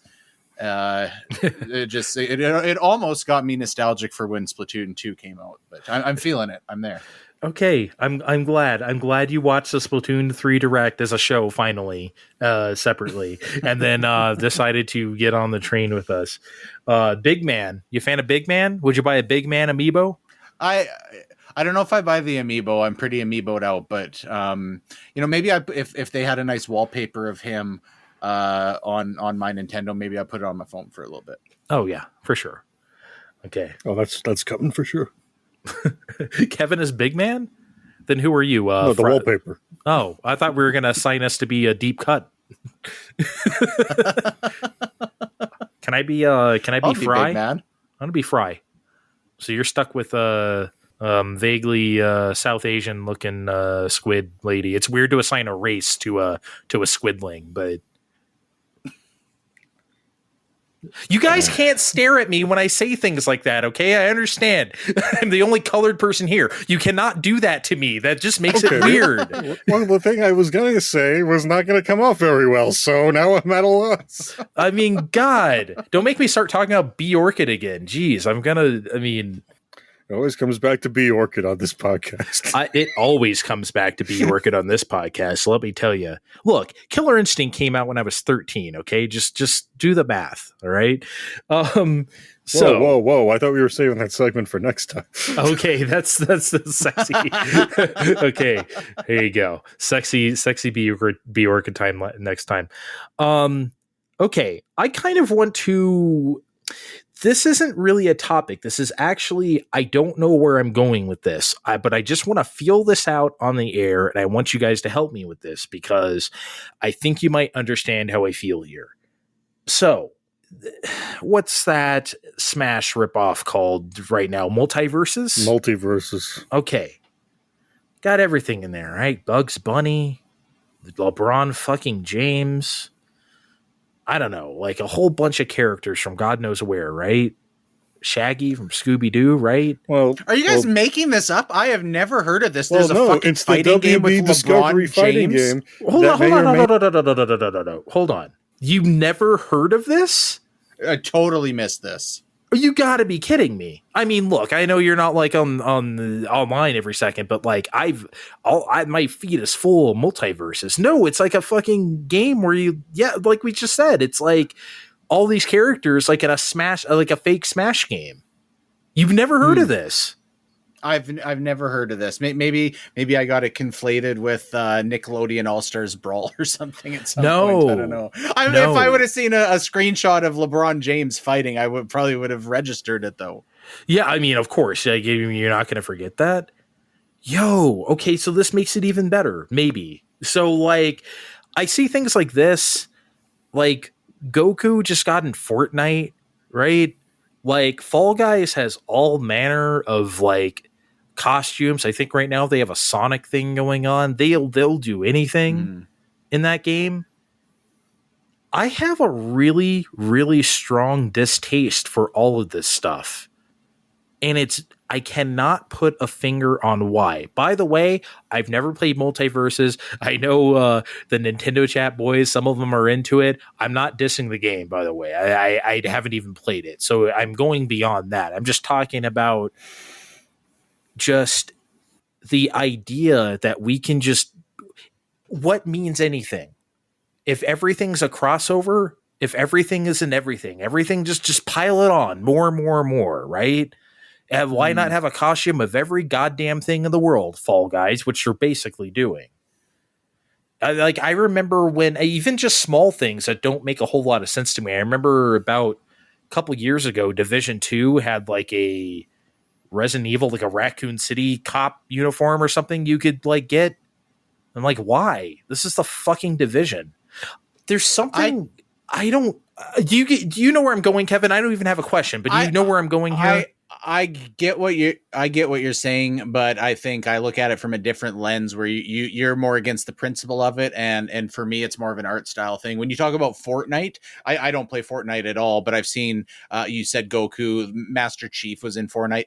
At least they try and retain the general art style of those things. Fall Guys is much more egregious. Even Minecraft, right? Minecraft did Sonic, Minecraft did Mario.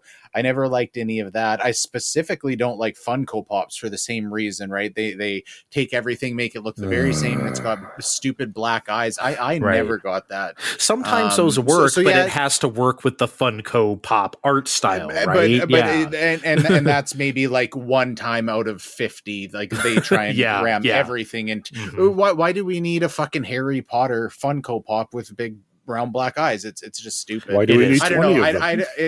It feels very much like a cheap knockoff when they try and retrofit an existing character into an established art style, and that's what I don't like about it. Okay, Steve? I have a question for you. How do you feel about Smash then? Smash is Nintendo. It's the Nintendo universe. Yeah, but there's been a lot of visitors in Ultimate Has there? that obviously don't belong. Well, that weren't on Nintendo anyway. Yeah, but they're all from like video games. And Sakurai, it's like, to Kevin's point, he makes all that stuff consistent in a world of Smash Brothers, a kid playing with their toys. I feel Smash like they do. is an interesting one because I think, and maybe this comes directly back to the art style thing. All the characters have been fine. Some of the costumes I think are pretty janky looking. It just doesn't fit necessarily as a costume. Okay, but no, like Smash. Okay, yeah, you have Sonic or whatever, right? You have like a few things, but that feels like a consistent thing that someone crafted over time, and also that's like a very long time ago in a much more quaint world, and we just had like, okay, we can like, what if Sonic could really be in Smash Brothers, right? This is just like piling on in a way, especially I think the Fall Guy stuff bothers me the most.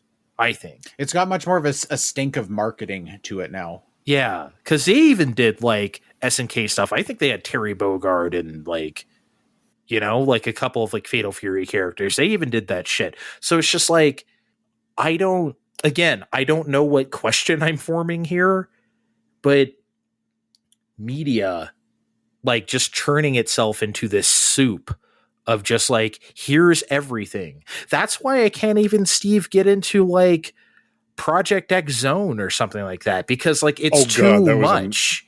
I did that twice, and yeah, none of that really gels together. Aspects of it do, but as a whole, it doesn't work.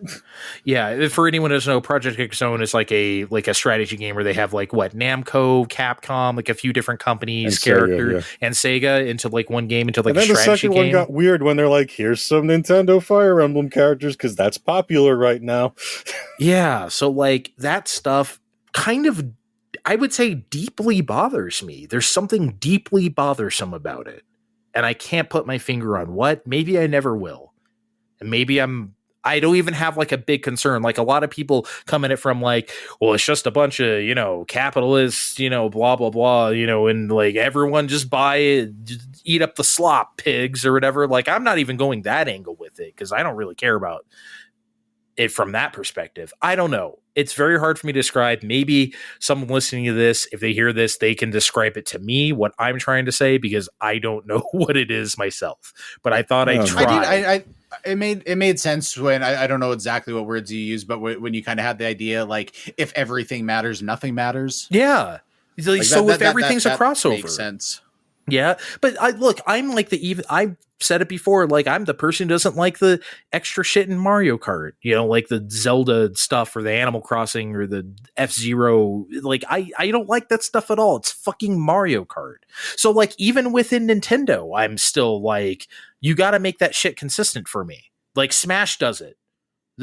Like Mario Kart does not.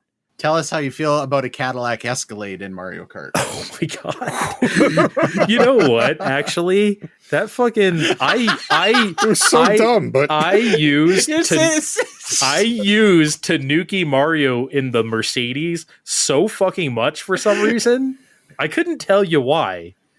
You just lost all credibility when you're sitting here being like, well, the Splatoon character shouldn't be in here, and then branded cars get brought in, and you retort with, well, actually, no, it's a funny visual. What I like, maybe Martin needs to drive a smart car action for real action. I will be very happy to never see that in a Mario Kart game again. Okay, like I'm not saying that needs to be a staple like forever. I'm just saying since it's here. Whatever, we're already past the point of no return. I may as well have some fun with it.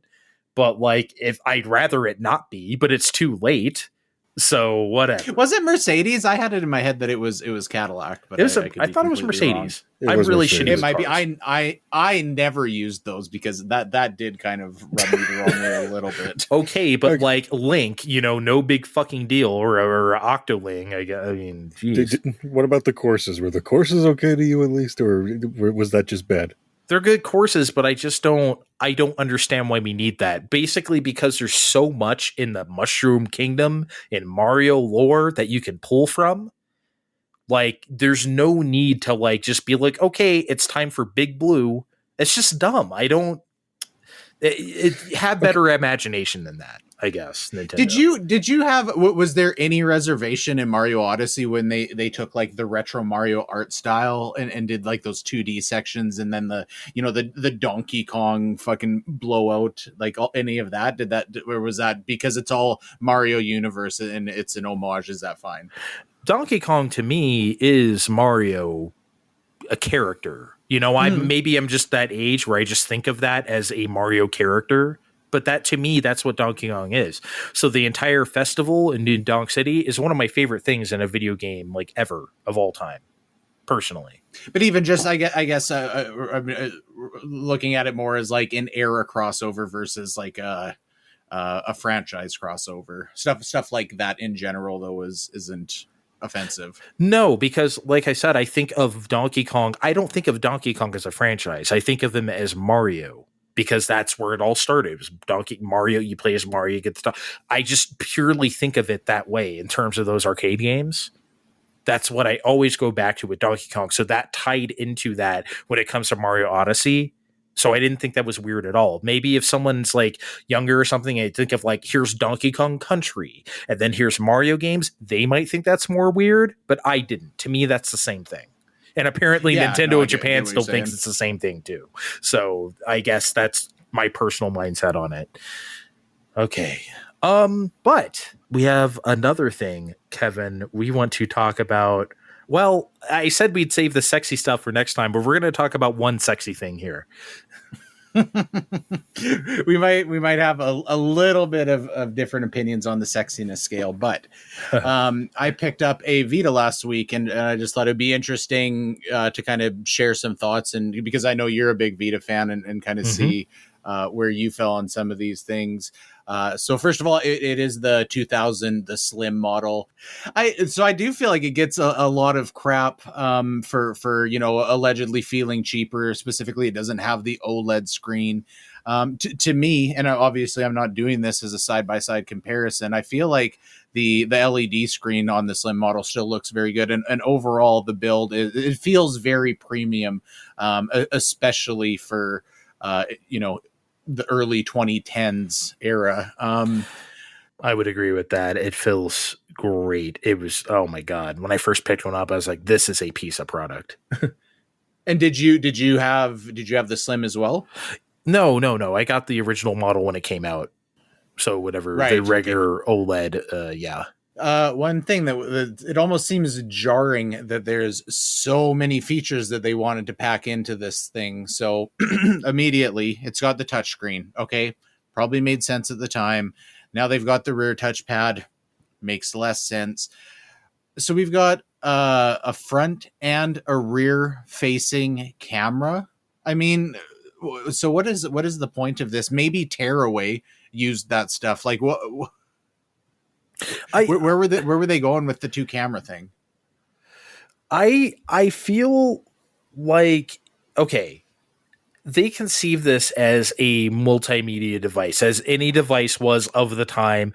It can do everything. It can fold your laundry. You know what I mean? That's the Swiss Army knife stuff. PSP tried to do that. Vita, like, it cut some of those features that weren't being used, but it still tried to do this. So as stupid as it seems now, those cameras were conceived for like video chat, because like you could do Skype, or like you could do like a PlayStation party stuff for like whatever. So you need the front facing camera if you're doing on Vita. So like originally when PlayStation parties started on PS4, people from Vita could join those parties too and chat.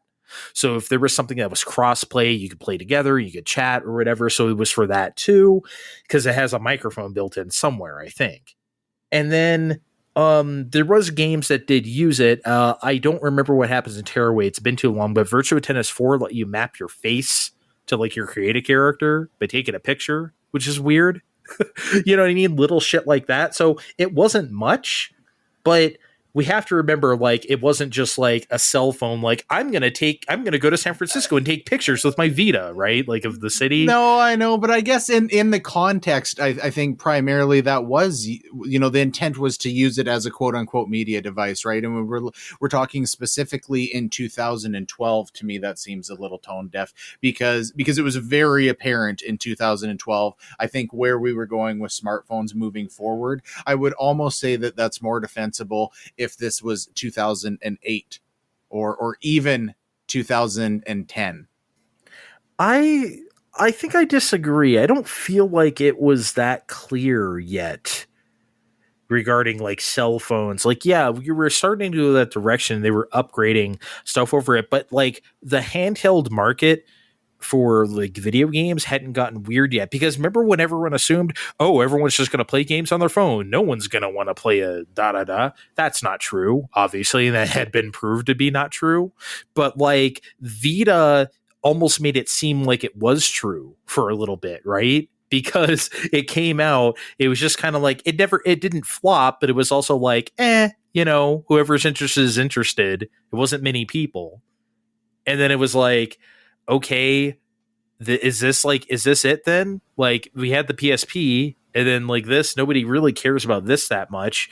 People kind of sell it as like everyone's just gonna want to go play, on their phones instead of that, which, obviously, again, proved not to be true. But I think of those as two separate conversations, though, when we're talking about like whether people were still interested in a dedicated mobile gaming device versus phones. Maybe that was less established at the time, but I always think 2010, I think, was the year that the iPhone 4 came out, and the iPhone 4 was to me that's when everybody really latched on, and smartphones had staying power. So we're 2 years beyond that at this point. So trying to sell this thing as a multimedia device at that point, to me, makes less sense.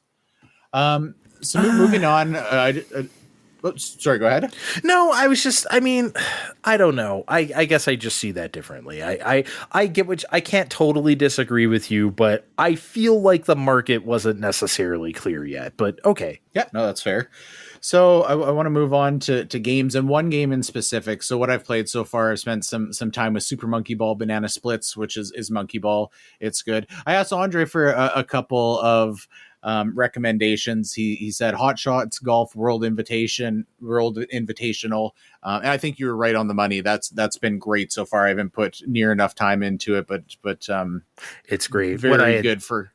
I'm sorry. I was just going to say that Hot Shots World Invitational Vita, I've always maintained, is my favorite Hot Shots game. Like, nothing else comes close. So do you agree? Is this like the best Hot Shots? I don't know how much of a Hot Shots person you are anyway, but I think given the fact that it's portable, gives it a lot of credit to begin with, but it's very solid. The mechanics work, perfect. It looks great.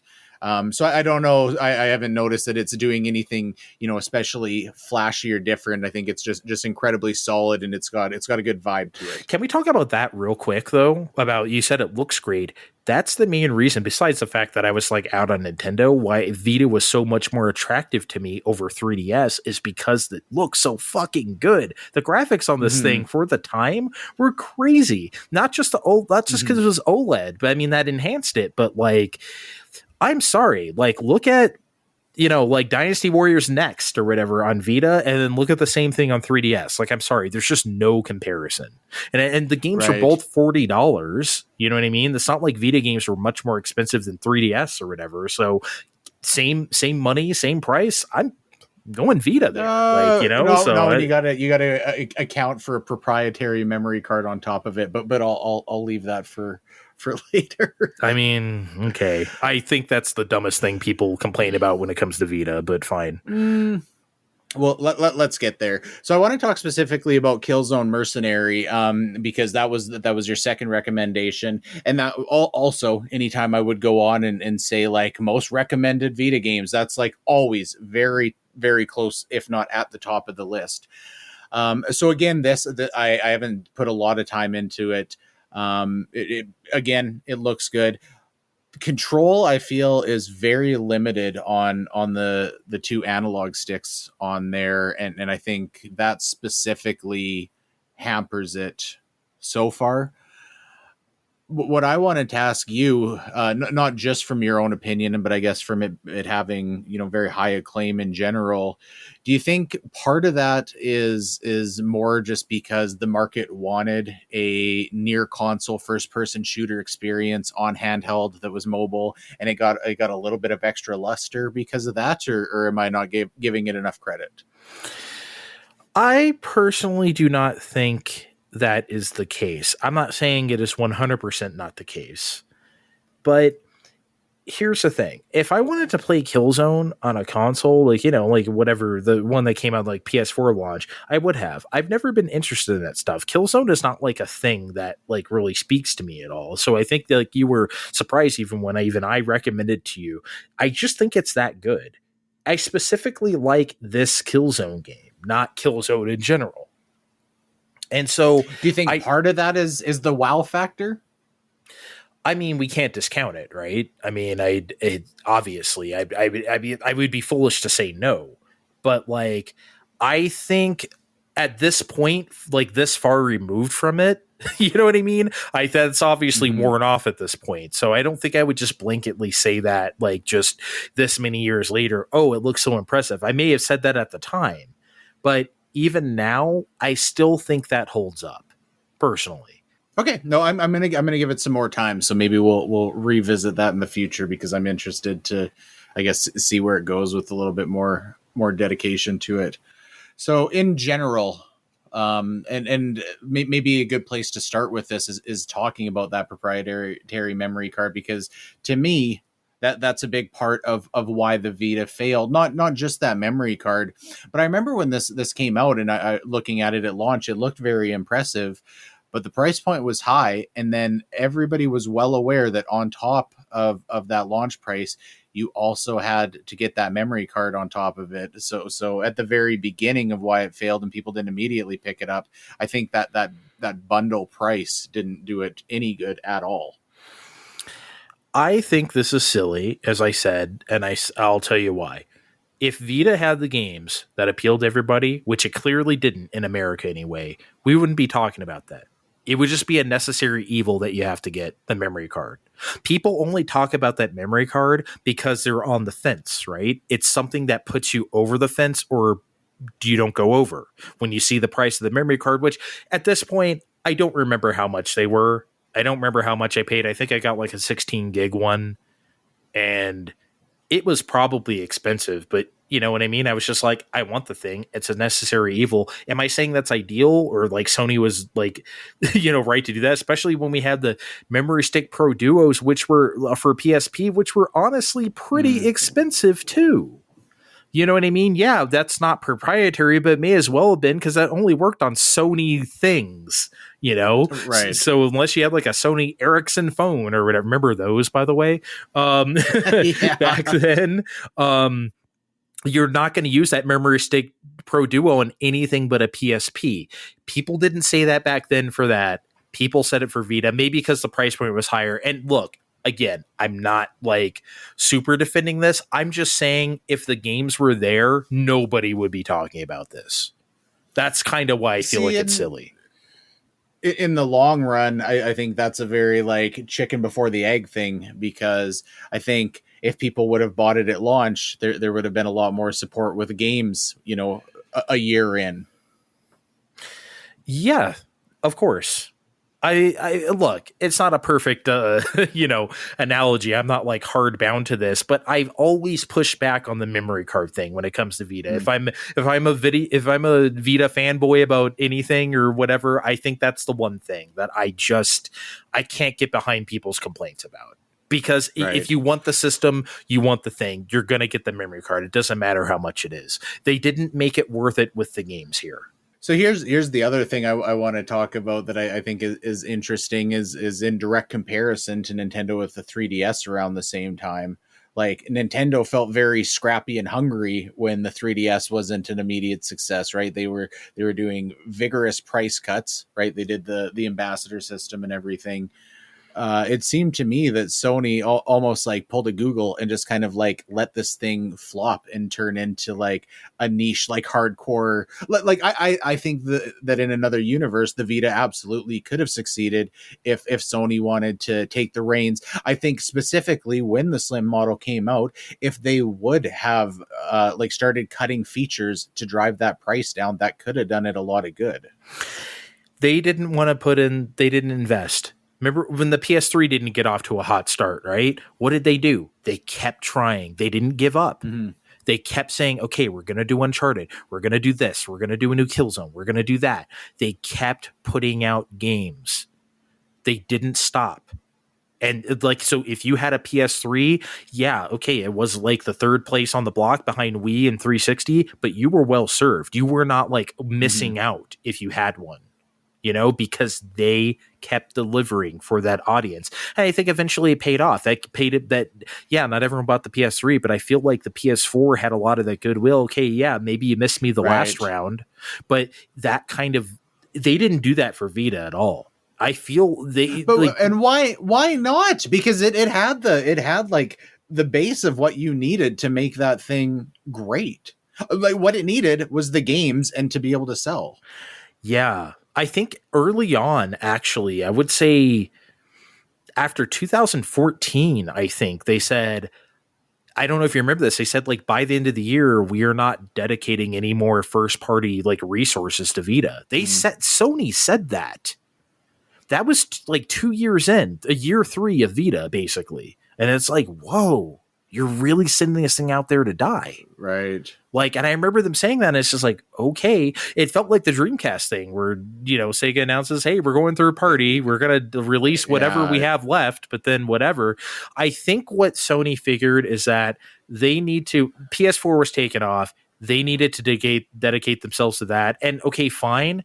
But like, again, though, I don't feel like I got a bum deal because it's not like I was looking forward to, oh, where's Uncharted, you know, not Lost Legacy. What is it called? Golden Compass? I don't remember. What is it called on Vita? Golden Abyss. Golden Abyss on Vita. You know, oh, where's Golden Abyss 2 or something like that? It's just like, whatever. You know, they didn't care. And I thought that was strange. One thing I want to say real quick before I forget, that might be lost in time to Vita and doesn't really matter to you right now as a Vita player is that the indie market for Vita was crazy good. It was so cool. It was the premier place for me to play handheld indie games until Switch came out, honestly. Those 5 years was like incredible. Like anything, Ollie, Binding of Isaac, anything from that era, the Spelunky. I played so much on Vita. It was such a cool system for that. Now that doesn't matter at all because we have Switch and we, you know, whatever. But at the time, though, that's something that needs to be understood about Vita, that it was the only place to play indies like that. Yeah, 3DS had some indies, but you know what I mean? Like this had the horsepower to really do it. It was great. Yeah. I think that is great for people that fall into that category and wanted that. But I think that thing had the potential to hit mass market appeal with the right support behind it. It's just, and I get what you're saying. You know, they wanted to start throwing their weight behind the PS4 a little bit more, but I mean, the Vita even plays very well with the PS4. I don't think it would have taken that much effort to. And it didn't even have any direct competition. I mean, the Vita versus 3DS, like that's in a lot of ways two somewhat different markets. Yeah, it kind of is. And obviously I chose Vita and I don't regret it. I thought it served me really well. Also, like, you know, I always make fun of Wii U for this. Like, haha, people just played Wii games or whatever Steve says. Well, I had a lot of Wii games to play. Well, that's not Wii U now, is it? You know, if you bought PSP games digitally like I did, a lot of those were available on there. PS1 classics, a lot of those were available on there. So that was a help too in the slower parts where it's like, you know, I'm waiting for East Memories of Celceta to come out here. I don't know what else I can, you know. But honestly, to sum it up though, as far as America goes, it never tried to endear itself to the public, as you said. Like PSP, while not like super duper successful compared to DS, you still had like Jack and Daxter, and even like a Daxter game, right? You had GTA, you had like, and then you had like the hit like Japanese games like two Luminous, God of Wars. Yeah, 2 God of Wars. Then you had Luminous, and you had Gran Turismo. You had Ridge Racer. Vita had a Ridge Racer. You didn't want to play it though. That's for sure. So you know what I mean? It just didn't have those things that mattered to like Sony people. I was well served, and I did like the originals like Gravity Rush and like you said, Tearaway and stuff like that, but there just wasn't enough. And then Sony just decided, we'll let the indies play it out for the rest of the decade, you know? So do you think there's any slight chance we're ever going to see a PlayStation handheld again, or did they throw in the towel hard enough that it's, I mean, they've like really pulled into first place hard since those days. I hope there can be. I really hope there can be. I'm not saying that I think there will be. I just hope there can be with today's technology. I think there is room for that still. I think Sony hasn't given up completely on the idea. I don't know why I feel that way. It's based on nothing. Maybe it's just hope. Vita was so good that I just hope that wasn't the end of it. By the way, do you have Soul Sacrifice? You got to play Soul Sacrifice. No, not yet. No, I think after the next one, I'm after these ones that I do want to get it to give Tearaway a try, just because it looks like it's really gonna, make that hardware sing. Yeah, Soul Sacrifice is cool. Might be the only good thing Keiji Inafune has done since leaving Capcom, but it is for sure a good time. You can tell it's built for like multiplayer or whatever, and yeah, I played some with Vin and stuff, but honestly it's very playable by yourself. I'd highly recommend that. So yeah, sweet. Anyway, yeah, I'm glad you have a Vita and you're playing it, and it's you're enjoying it somewhat. But on that note, we should get the fuck out of here. Fine Time Podcast on Twitter. Guys, follow us there. Follow us on Twitter. Go to the bio of Fine Time Podcast to find our names there, or in the description of this podcast as well. See you next time, guys. Bye.